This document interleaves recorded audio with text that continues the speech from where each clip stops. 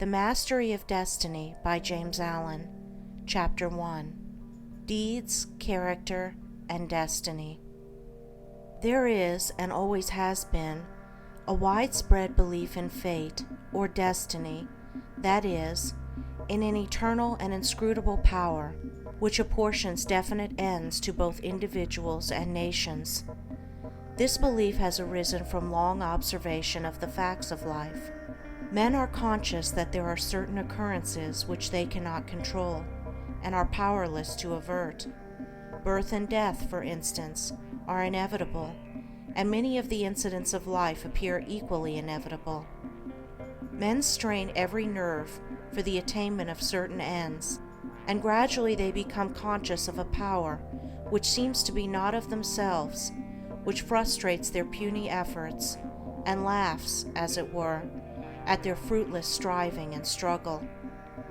As men advance in life, they learn to submit, more or less, to this overruling power which they do not understand, perceiving only its effects in themselves and the world around them, and they call it by various names, such as God, Providence, Fate, Destiny, etc. Men of contemplation, such as poets and philosophers, step aside, as it were, to watch the movements of this mysterious power, as it seems to elevate its favorites on the one hand and strike down its victims on the other, without reference to merit or demerit. The greatest poets, especially the dramatic poets, represent this power in their works, as they have observed it in nature. The Greek and Roman dramatists usually depict their heroes as having foreknowledge of their fate, and taking means to escape it, but by so doing, they blindly involve themselves in a series of consequences, which bring about the doom they are trying to avert. Shakespeare's characters, on the other hand, are represented, as in nature, with no foreknowledge, except in the form of presentiment, of their particular destiny. Thus, according to the poets, whether the man knows his fate or not, he cannot avert it, and every conscious or unconscious act of his is a step towards it. Omar Khayyam's moving finger is a vivid expression of this idea of fate. The moving finger writes, and having writ, moves on, nor all thy piety nor wit shall lure it back to cancel half a line, nor all thy tears wash out a word of it. Thus men in all nations and times have experienced in their lives the action of this invincible power or law, and in our nation today this experience has been crystallized in the terse proverb, "Man proposes, God disposes." But contradictory as it may appear, there is an equally widespread belief in man's responsibility as a free agent.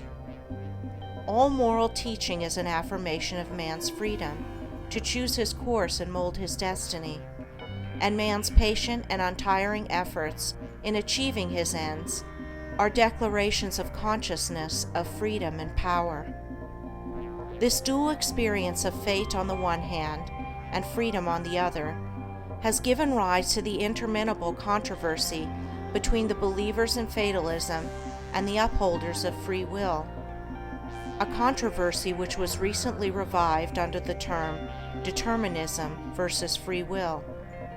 Between apparently conflicting extremes, there is always a middle way of balance, justice, or compensation, which, while it includes both extremes, cannot be said to be either one or the other, and brings both into harmony, and this middle way is the point of contact between two extremes.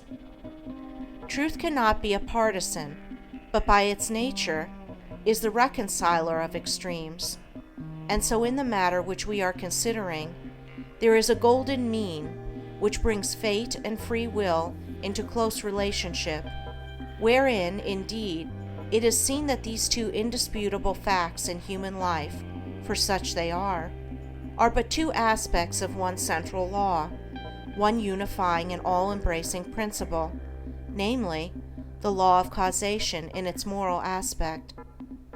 Moral causation necessitates both fate and free will, both individual responsibility and individual predestination, for the law of causes must also be the law of effects, and cause and effect must always be equal. The train of causation, both in matter and mind, must be eternally balanced, therefore eternally just, eternally perfect. Thus every effect may be said to be a thing preordained, but the predetermining power is a cause, and not the fiat of an arbitrary will. Man finds himself involved in the train of causation. His life is made up of causes and effects. It is both a sowing and a reaping. Each act of his is a cause, which must be balanced by its effects. He chooses the cause, this is free will. He cannot choose, alter, or avert the effect, this is fate. Thus free will stands for the power to initiate causes, and destiny is involvement in effects. It is therefore true that man is predestined to certain ends, but he himself has, though he knows it not, issued the mandate, that good or evil thing from which there is no escape, he has, by his own deeds, brought about. It may here be urged that man is not responsible for his deeds, that these are the effects of his character, and that he is not responsible for the character, good or bad, which was given him at his birth. If character was given him at birth, this would be true, and there would then be no moral law, and no need for moral teaching. But characters are not given ready-made. They are evolved. They are indeed effects, the products of the moral law itself, that is, the products of deeds. Character result of an accumulation of deeds which have piled up, so to speak, by the individual during his life. Man is the doer of his own deeds. As such, he is the maker of his own character. And as the doer of his deeds and the maker of his character, he is the molder and shaper of his destiny. He has the power to modify and alter his deeds, and every time he acts, he modifies his character. And with the modification of his character for good or evil, he is predetermining for himself new destinies, destinies disastrous or beneficent, in accordance with the nature of his deeds. Character is destiny itself, as a fixed combination of deeds. It bears within itself the results of those deeds. These results lie hidden as moral seeds in the dark recesses of the character, awaiting their season of germination, growth, and fruitage. Those things which befall a man are the reflections of himself, that destiny which pursued him, which he was powerless to escape by effort or avert by prayer, was the relentless ghoul of his own wrong deeds, demanding and enforcing restitution. Those blessings and curses which come to him unbidden are the reverberating echoes of the sounds which he himself sent forth. It is this knowledge of the perfect law working through and above all things, of the perfect justice operating in and adjusting all human affairs, that enables the good man to love his enemies and to rise above all hatred, resentment, and complaining, for he knows that only his own can come to him, and that, though he be surrounded by persecutors, his enemies are but the blind instruments of a faultless retribution, and so he blames them not, but calmly receives his accounts, and patiently pays his moral debts. But this is not all. He does not merely pay his debts. He takes care not to contract any further debts. He watches himself and makes his deeds faultless. While paying off evil accounts, he is laying up good accounts. By putting an end to his own sin, he is bringing evil and suffering to an end. And now let us consider how the law operates in particular instances in the outworking of destiny through deeds and character. First, we will look at this present life, for the present is the synthesis of the entire past. The net result of all that a man has ever thought and done is contained within him. It is noticeable that sometimes the good man fails and the unscrupulous man prospers, a fact which seems to put all moral maxims as to the good results of righteousness out of account. And because of this, many people deny the operation of any just law in human life, and even declare that it is chiefly the unjust that prosper. Nevertheless, the moral law exists, and is not altered or subverted by shallow conclusions. It should be remembered that man is a changing, evolving being. The good man was not always good. The bad man was not always bad. Even in this life, there was a time, in a large number of instances, when the man who is now just was unjust, when he who is now kind was cruel, when he who is now pure was impure.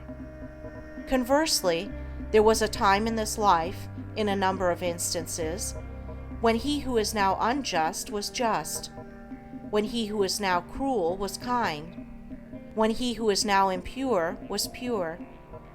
Thus the good man who is overtaken with calamity today is reaping the result of his former evil sowing. Later he will reap the happy result of his present good sowing, while the bad man is now reaping the result of his former good sowing. Later he will reap the result of his present sowing of bad. Characteristics are fixed habits of mind, the results of deeds. An act repeated a large number of times becomes unconscious or automatic. That is, it seems to repeat itself without any effort on the part of the doer, so that it seems to him almost impossible not to do it, and then it has become a mental characteristic. Here is a poor man out of work. He is honest and is not a shirker. He wants work and cannot get it. He tries hard and continues to fail. Where is the justice in his lot? There was a time in this man's condition when he had plenty of work. He felt burdened with it. He shirked it and longed for ease. He thought how delightful it would be to have nothing to do. He did not appreciate the blessedness of his lot. His desire for ease is now gratified, but the fruit for which he longed, and which he thought would taste so sweet, has turned to ashes in his mouth. The condition which he aimed for, namely, to have nothing to do, he has reached, and there he is compelled to remain till his lesson is thoroughly learned. And he is surely learning that habitual ease is degrading, that to have nothing to do is a condition of wretchedness, and that work is a noble and blessed thing. His former desires and deeds have brought him where he is, and now his present desire for work, his ceaseless searching and asking for it, will just as surely bring about its own beneficent result.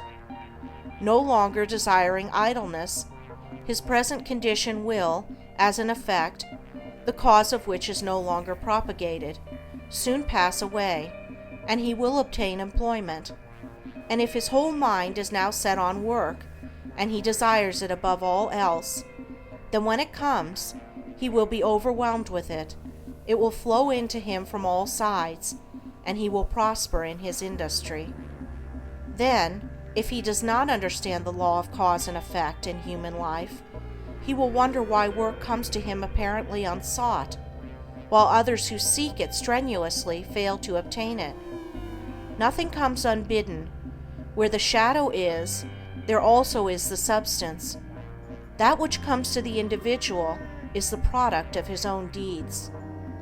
As cheerful industry leads to greater industry and increasing prosperity, and labor shirked or undertaken discontentedly leads to a lesser degree of labor and decreasing prosperity, so with all the varied conditions of life as we see them. They are the destinies wrought by the thoughts and deeds of each particular individual. So also with the vast variety of characters. They are the ripening and ripened fruit of the sowing of deeds. As the individual reaps what he sows, so the nation, being a community of individuals, reaps also what it sows. Nations become great when their leaders are just men. They fall and fade when their just men pass away. Those who are in power set an example, good or bad, for the entire nation. Great will be the peace and prosperity of a nation when there shall arise within it a line of statesmen who, having first established themselves in a lofty integrity of character, shall direct the energies of the nation toward the culture of virtue and development of character, knowing that only through personal industry, integrity, and nobility can national prosperity proceed. Still, above all, is the great law, calmly and with infallible justice, meting out to mortals their fleeting destinies, tear-stained or smiling, the fabric of their hands. Life is a great school for the development of character, and all, through strife and struggle, vice and virtue, success and failure, are slowly but surely learning the lessons of wisdom. End of chapter 1.